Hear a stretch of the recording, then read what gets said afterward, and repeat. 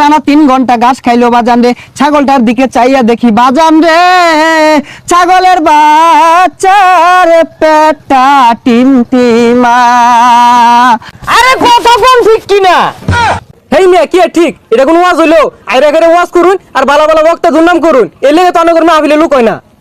ওরে দর্শক ভাইয়ারা, আমি একটা জিগির ধরবো বাজান রে, আমার সাথে সাথে আপনারাও জিগিরটা ধরবেন। দেশে আইলো আইডল বক্তা, আঙ্গর যত মাথা ব্যথা।